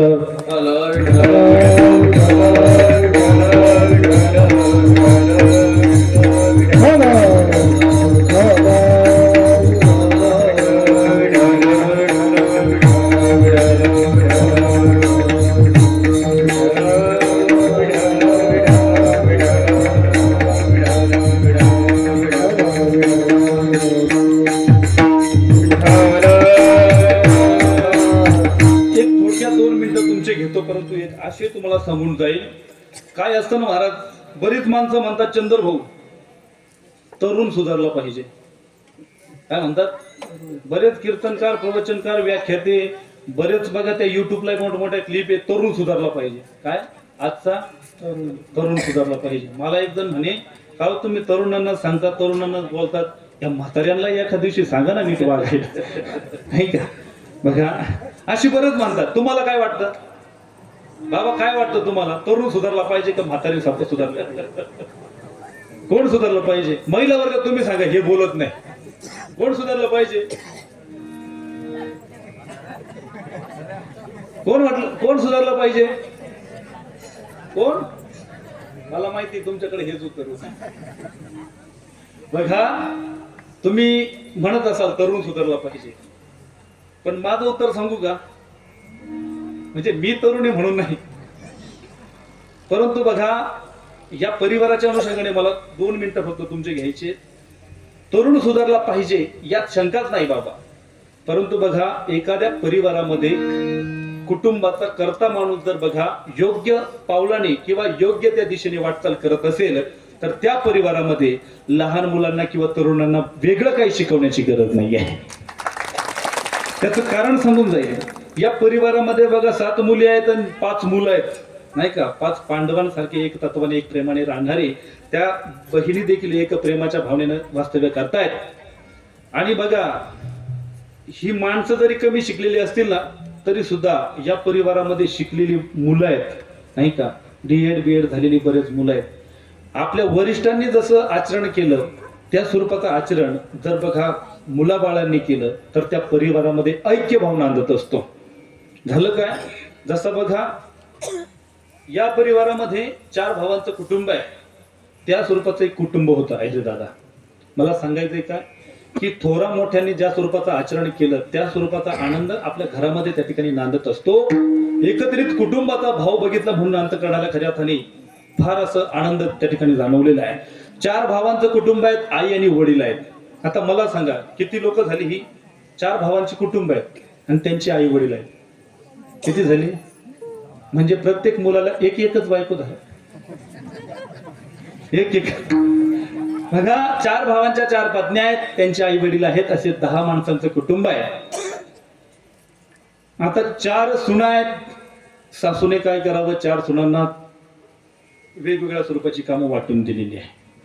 काय केलं, एकीला सांगितलं स्वयंपाक कर, स्वयंपाकामध्ये एकीला सांगितलं तू पोळ्या बनव, एकीला सांगितलं तू भाजी बनव, एकीला सांगितलं तू कपडे त्या ठिकाणी धुण्याचं काम कर, एकीला सांगितलं घरामध्ये झाडू पोछा करण्याचं काम कर. घरामध्ये कामं वाटलेली आहेत. होतं काय, कामं तर सर्वजण करतायत, स्वतःची कामं सगळ्यांना त्या ठिकाणी अधिकारानुसार जबाबदारीनुसार करायची आहेत. कामं प्रत्येकाची वाटलेली आहेत. स्वयंपाक करणारीने स्वयंपाक केला पाहिजे, बाकीच्या मंडळीने ज्याच्या त्याच्या कामामध्ये खऱ्या अर्थाने जबाबदारपूर्वक कार्य करत राहिलं पाहिजे. झालं काय, 2 नंबरच्या सुनेला भाजी बनवण्याचं त्या ठिकाणी काम दिलेलं होतं. 2 नंबरची, आता त्यांची 2 नंबरची कोणती तिचं नाही सांगत आम्ही, परंतु बघा 2 नंबरच्या सुनेला त्या ठिकाणी भाजी बनवण्याचा त्या ठिकाणी काम दिलेलं आहे. आता झालं असं, नेमकं भाजी बनवत असताना त्याच सुनेला काहीतरी अचानक काम आठवलं आणि त्या ठिकाणी तिला बाहेर जावं लागलं. तत्प्रसंगी खऱ्या अर्थाने तत्पूर्वी त्या महिलेला, त्या सुनेला खऱ्या अर्थाने भाजी बनवायची. भाजी आपल्या गॅसवर शिजते आणि गॅसवर भाजी शिजत असताना खऱ्या अर्थाने तिला काम आठवलं, मीठ टाकण्याचं राहून गेलं होतं. काय, मीठ राहून गेलं होतं टाकण्याचं त्या प्रसंगी. आणि असं म्हणतात की बाबा रे, भाजी शिजत शिजत आली का तेव्हा मीठ टाकावं. असंच आहे ना, थोडी शिजवून घेतल्यानंतर जेणेकरून ती शिजते चांगली आणि चविष्ट लागते. बरोबर आहे, हे मी तुम्हाला फुकट सांगून देतो, फुकट सल्ला देऊन जातो. बघा त्या ठिकाणी भाजी शिजत आलेली आहे, त्याच्यानंतर खऱ्या अर्थाने मीठ टाकलं पाहिजे, हा नियम आहे. तिला अचानक बाहेर जावं लागलं. तिने काय केलं, आपल्या वडील जावेकडे, जाऊबाईच म्हणतात ना, मोठी जाऊ, तिच्याकडे गेली. तिला सांगितलं की ताई साहेब, मला काहीतरी अचानक काम निघालंय, तुम्ही काय करा, थोड्या वेळाने मीठ टाका. काय करा, लोक तेल टाकतात, तुम्ही मीठ टाका. काय करा, तुम्ही मीठ टाकण्याचं काम करा. ती म्हणे नाही नाही, माझं काम आहे पोळ्या बनवण्याचं, मी भाजीकडे जाणार नाही, माझ्या पोळ्या झाल्या की मी बाकीचं काम पाहिजे. तिने नकार दिला. त्याच्यानंतर आपल्यापेक्षा लहान जावेकडे ती गेली. परत सांगितलं तिने की बाई, थोड्या वेळाने तू काय कर, या भाजीमध्ये मीठ टाकण्याचं काम कर. काय केलं, मीठ टाकण्याचं काम कर. बघा तिने देखील सांगितलं की बाबा रे, माझ्या मागे लहान पोरांची गडबड असते, मला त्याच्यामुळे लक्षात राहते की नाही, पण म्हणून तुम्ही ते मीठ टाकणार नाही. तिने नकार दिला. त्याच्यानंतर सर्वात जी काही लहान असलेली जाव आहे तिच्याकडे गेली. तिने सुद्धा मीठ टाकण्यासाठी नकार दिला. ज्याचं काम त्याने केलं पाहिजे. मग 3ही जावा झाल्यानंतर ती गेली सासूबाईंकडे. आता म्हणतात की बुडणाऱ्याला काठीचा आधार, काडकीचा आधार असतो, नाही का, तसं बुडणारीला बुडतीचा आधार, नाही का. सासूबाईंकडे गेली. सासू म्हणे, हे माझी काम आहेत का, मी स्वयंपाकाचं तर तुमच्यावर सोपून दिलंय केव्हाच, तुम्ही आता कशाला ही कामं मला लावतात, मी करणार नाही. बघा झालं असं, ती गेली बिचारी आणि थोड्या वेळाने तिने मीठ टाकून दिले, तिच्या कामासाठी निघून गेली. झालं काय, त्या थोरल्या जावेच्या मनात विचार आला की बाबा रे, गेले 2 मिनिटं आपली वाया, तर काय होणार आहे, चला मीठ टाकून दिलं. गेली तिथं, काय केलं तिने, भाजीत मीठ टाकून दिला. ती निघून गेली आणि भाजी बनवणाऱ्या त्या सुनेच्या पेक्षा जी लहान असलेली सून आहे, ती जाव त्या ठिकाणी आली. काय झालं काम सांगितल्याने, माझ्या मोठ्या बहिणी सारखी आहे, नाही का, 2 मिनिटं लागतील मला, चला मीठ टाकून देऊ. ती सुद्धा कुठे गेली, भाजीत मीठ टाकायला गेली. तिचं झालं, तिच्यापेक्षा लहान असलेली जी काही सून आहे, जाव आहे, ती खऱ्या अर्थाने विचार करू लागले, आतापर्यंत तर आपल्या ताईंनी काहीच काम लावलं नाही, आता पहिल्यांदा शब्द टाकलाय, आपण ऐकलं पाहिजे. ती पण उठली, तिने सुद्धा फॉर्म भरला, तिनं पण मीठ टाकून दिलं. पुन्हा ती खऱ्या अर्थाने निघून गेली. सासूबाईंनी विचार केलं की बाबा रे, असेल काहीतरी तिच्या मागे गडबड, आणि सासूबाईंनी हा विचार केला पाहिजे, नाही का, केला पाहिजे की नाही. तुम्ही म्हणाल, महाराज तुम्ही सासूंना का सांगता, सुनायचं का बरं सांगते नाही. सासू सुनांच्या गोष्टी सांगण्यासाठी हे व्यासपीठ नाहीच आहे, परंतु तुम्हाला सांगायचंय खऱ्या अर्थाने, घरातील प्रमुख जर खऱ्या अर्थाने व्यवस्थित खऱ्या अर्थाने आचरण करत असेल, तर त्या भूमिकेतून आपली खऱ्या अर्थाने मुलं देखील व्यवस्थित वळणाला असतात. बघा त्या सासूने देखील विचार केला आणि तिने देखील काय केलं, त्या भाजीमध्ये मीठ टाकलं, नाही का. आपल्याला कधी सांगत नाही, परंतु त्याला आज अधिकाऱ्याने सांगितलं तर आपण टाकलं पाहिजे. या सर्वांनी मीठ टाकलं. भाजी तयार झाली. काय झालं? भाजी तयार झाली. झालं काय? ही सर्व मंडळी खऱ्या अर्थाने प्रत्येकाच्या डोक्यामध्ये की बाबा रे आपण मीठ टाकलेलं आहे, नाही का? झालं काय? भाजी तयार झाली. त्या घराचा जो प्रमुख आहे, या मुलांचा वडील, ते वडील त्या ठिकाणी आले आणि जेवायला बसले. जेवायला बसले. जेवणासाठी ते हॉलमध्ये बसलेले आहेत. हॉलमध्ये बसलेले असताना या सुनेनं वाढून दिलं. जेवण करत असताना ती भाजी खारट लागू लागली. बरोबर? मीठ तर किती झालं होतं आपण पाहिलं. एवढं मीठ झालं होतं की ते तोंडामध्ये धरूच नाही अशी परिस्थिती त्या भाजीची झालेली आहे. त्या परिस्थितीमध्ये ते जेवण करू लागले. जेवण करत असताना त्यांनी बघा, जेवण करत असताना सांगितलं की बाबा रे, त्यांच्या पत्नीनं म्हणजे या मुलांच्या आईला सांगितलं की बाबा रे, मला काय कर, एक वाटीभर ताक आणून दे. काय केलं? ताक आणून दे. ताक आणायला सांगितलं. त्यांनी ताक घेतलं वाटीभर आणि आपल्या त्या भाजीमध्ये ओतलं. पोटभर जेवण केलं आणि निघून गेले. काय मागितलं? ताक मागितलं. कुणावर अपशब्द वापरला नाही.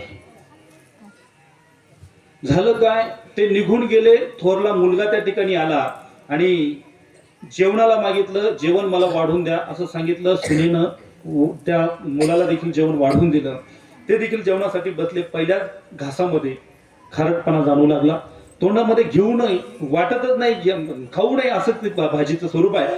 आणि अशा पद्धतीने तो जेवत असताना बघा, त्याने विचार केला भाजी तर फार खारट झाली आहे. त्याने विचारलं की बाबा जेवले का? तर आईने सांगितलं हो बाबा जेवले. परंतु बाबा जेवले. बाबा कधी ताक खात नाही, परंतु आज बाबांनी जेवणाला ताक मागितलं आणि भाजीमध्ये ते ताक ओतून त्या ठिकाणी जेवण केलं. कुणी सांगितलं? आईने सांगितलं. त्या मुलाने देखील काय केलं? ठीक आहे म्हणे, मला पण एक वाटी ताक घेऊन या. त्या मुलाने देखील ताक ओतलं आणि खाऊ लागला. खाल्लं महाराज ताक त्याने. तिसराही मुलगा आला. त्याने देखील विचारलं. त्याने देखील जेवण मागितलं. जेवण करण्यासाठी तो जेवण करू लागला. त्या प्रसंगी त्याला देखील खारट भाजी लागली आणि त्यावेळी त्यांनी विचारलं बाबा जेवले का? हो म्हणे बाबा जेवले. भाऊ जेवला का? म्हणे भाऊ पण जेवला. पण ही लोक कधीही ताक खात नाही, परंतु यांनी ताकामध्ये खऱ्या अर्थाने भाजी त्या ठिकाणी खाल्लेली आहे. याने देखील काय केलं? ताक मागितला. त्याने देखील ताक मागितलं आणि ताक त्या ठिकाणी भाजीमध्ये ओतून ती भाजी त्या ठिकाणी ग्रहण केली. चौथ्याने देखील तसंच केलं. झालं काय? या सर्वांची जेवणं झाली. सर्व माणसं निघून गेली आपल्या आपल्या कामाला. मग नंतर या जेवायला बसल्या.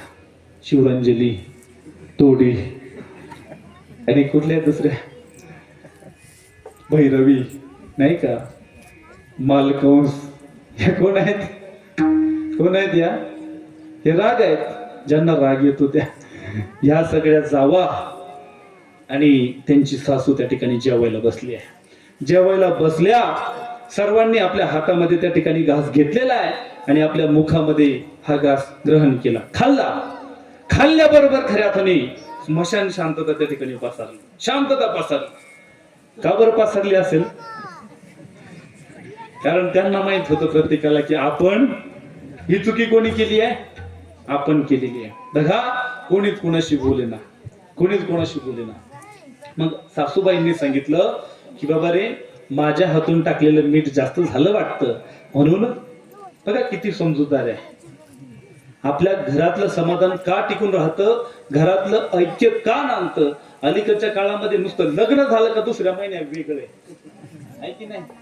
वायली खातो म्हणे, आई बाप दुसऱ्या खोलीत आहे आणि मुलं दुसऱ्या खोलीत आहे, अशी परिस्थिती आहे.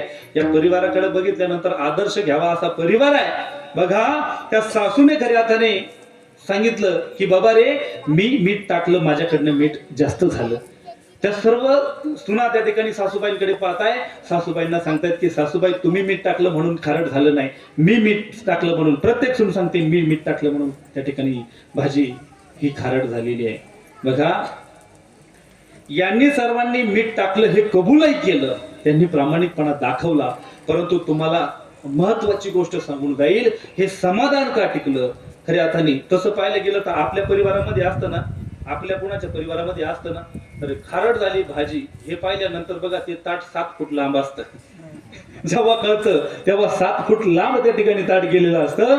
परंतु या घरातलं समाधान का टिकून आहे तर बघा घरातला जो मुख्य कर्ता माणूस होता ना, जो प्रमुख होता ना, त्याने जेवणाला बसल्यानंतर गपचूप काय केलं, खारट असलेल्या भाजीमध्ये स्वतःच्या समाधानासाठी ते ताक मागितलं. त्याने कुणालाही बघा शिवीगाळ केली नाही, कुणाला अपशब्द बोलला नाही. जसं वडिलांनी खऱ्या अर्थाने अनुकरण केलं, त्या वडिलांच्या स्वरूपाचं अनुकरण या 4ही मुलांनी केलं. म्हणून घरातली शांतता ही कायम स्वरूपाची टिकून राहिली. म्हणून आपण देखील बघा या परिवाराकडे आल्यानंतर हा आदर्श घेतला पाहिजे की बाबा रे आपल्या देखील कुटुंबामध्ये अशी परिस्थिती असली पाहिजे, कुणाला अपशब्द नको. बऱ्याचदा असं होतं दीपक महाराज, काही लोकांच्या तोंडामध्ये तर अहोरात्र शिवी, कधीच कोणाला चांगलं बोलत नाही. माझा टाइम संपलेला आहे, परंतु बघा काही लोकांची सवय दडलेली. असंच मला एक परवाच्या दिवशी फोन आला महाराज, जे घडलेली घटना आहे ती सांगतो. फोन हा खऱ्या अर्थाने अननोन नंबर होता, तो काही माझ्या परिचयाचा नव्हता. आता आपली सवय आहे चंद्र महाराज फोन आला का जे हरी, काय आपली सवय आहे कुणाचा फोन येऊ, मग तो पाकिस्तानवरून जरी आला तरी आपण त्याला जे हरी. फोन आला तिकडून केला हॅलो, मी म्हटलं हॅलो जय हरी. ते म्हणतो आतीच्या मायला महाराजला फोन लागला वाटतं. म्हणजे बघा महाराजला सुद्धा शिवी सोडत नाही, स्वभाव असतो महाराज. म्हणून भगवान परमात्म्याकडे खऱ्या अर्थाने परमार्थ धनाची मागणी माझ्या जगद्गुरु तुकोबरायांनी केली. म्हणून हेची दान देगा देवा तुझा विसरण भावा, गुण गाईन आवडी हेची माझी सर्व जोडी. बघा लौकिक प्रदान करणाऱ्या गोष्टी कुठल्याही मला त्या ठिकाणी प्राप्त व्हाव्या असं वाटत नाही, नको वाटतात. म्हणून न लगे मुक्ती धन संपदा, मला काय दे अविरतपणे संतांचा संग दे, संत संग दे सदा. या सृष्टीच्या पाठीवर तुझी भक्ती करण्यासाठी कितीही गर्भवास सहन करण्याची खऱ्या अर्थाने गरज पडली तरी ते गर्भवास सहन करण्याचं सामर्थ्य खऱ्या अर्थाने आमच्या अंतःकरणामध्ये आहे. कारण जन्म मृत्यूच्या फेऱ्यामध्ये पडलेला हा जीव खऱ्या अर्थाने दुःखाच्या यातनेमध्ये आहे, अविरतपणे दुःखाचा त्या ठिकाणी आशय भोगतोय. म्हणून त्या गर्भवासाच्या कुठल्याही वेदना असतील, कितीही यातना असतील, त्या भोगण्यासाठी आम्ही त्या ठिकाणी अविरतपणे प्रयत्न करू. म्हणून महाराज म्हणतात की बाबा रे या स्वरूपाच्या वेदना सहन करण्यासाठी कित्येकही जन्म घेण्याची गरज पडली तरी ते जन्म आम्ही प्राप्त करण्यासाठी स्वतःला तेवढं सामर्थ्यवान बनवलेलं आहे. म्हणून गुण गाईन आवडी हेची माझी सर्व जोडी. बघा भगवान परमात्म्याचं नामचिंतन करण्याचं अविरतपणे खऱ्या अर्थाने साहस जगद्गुरु तुकोबरायांनी आपल्यापर्यंत पोहोचवलेलं आहे. बघा हेची दान देगा देवा तुझा विसरण भावा, गुण गाईन आवडी हेची माझी सर्व जोडी. झालेली कीर्तनरूपी सेवा या ठिकाणी भगवान परमात्म्याच्या चरणी समर्पित करूया. खरं तर या परिवाराचे अनुषंगाने बांधलेलं ऋणानुबंध आहे, प्रेमाची भावना आहे. त्या भूमिकेतून या ठिकाणी तुम्हा मायबापांची सेवा करण्याची संधी मला या परिवाराने उपलब्ध करून दिली. तुमच्याकडनं खऱ्या अर्थाने 15 मिनिटं जास्त घेतली त्याबद्दल तुम्हा सर्वांचे त्या ठिकाणी माफी मागतो. कारण का ज्या महत्वाच्या गोष्टी त्या खऱ्या अर्थाने सांगणं गरजेचं आहे, त्या भूमिकेतून ही सर्व महाराज मंडळी गेल्या 3 दिवसापासून आपल्याला खऱ्या अर्थाने सहकार्य करते आहे. गायनाची साथ करते, गोड वादनाची साथ करतायत. सर्व गुणीजन या ठिकाणी उपस्थित आहेत. सर्वांचे त्या ठिकाणी चरणावर दंडवत प्रणिपातित करूयात. भालदार चोपदार आहेत, आमचे विनेकरी बाबा आहेत, आदरणीय आमचे बाबा आहेत पाटील बाबा, ही सर्वच मंडळी, आदरणीय आमचे शामराव महाराज आहिरे दादा, त्यानंतर माझ्यासोबत आलेले एकनाथ माऊली आहेत, गवळी साहेब आहेत. ही बरीच माणसं बघा शासकीय नोकरीमध्ये कार्यरत असताना वारकरी संप्रदायाची सेवा करतायत. सर्वांचे त्या ठिकाणी हार्दिक अशा स्वरूपाचे आभार व्यक्त करतो आणि याच ठिकाणी सेवेला पूर्णविराम देतो. ज्ञानेश्वर माऊली ज्ञानराज माऊली, ज्ञानेश्वर माऊली ज्ञानराज माऊली, ज्ञानेश्वर माऊली ज्ञानराज माऊली, ज्ञानेश्वर माऊली ज्ञानराज माऊली. अविरतपणे चालत असलेल्या या नामयज्ञाला खऱ्या अर्थाने अखंड काळ असं सौभाग्य प्राप्त झालेलं आहे. आणि अविरतपणे याही पुढे वास्तविक तसं पाहायला गेलं तर इथून मागची जी नियोजन असायची ती थोडीशी वेगळी असायची. परंतु या वर्षी खऱ्या अर्थाने या किती वर्ष झाले, 34 म्हणजे 33 वर्षापासून खऱ्या अर्थाने आपण ही परंपरा जोपासतोय. 34व्या वर्षामध्ये देखील मोठा आनंद आपण खऱ्या अर्थाने या सोहळ्याच्या माध्यमातून घेतलेला आहे.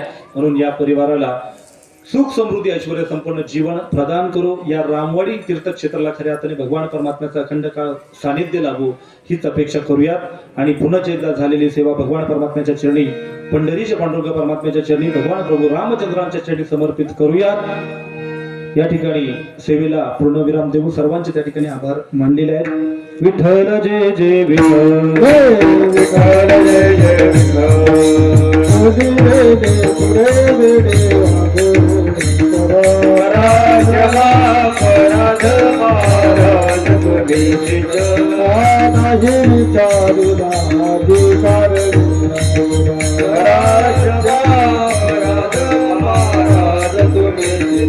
तुकावने ज्ञानेश्वरा राखा पाया पैकी करा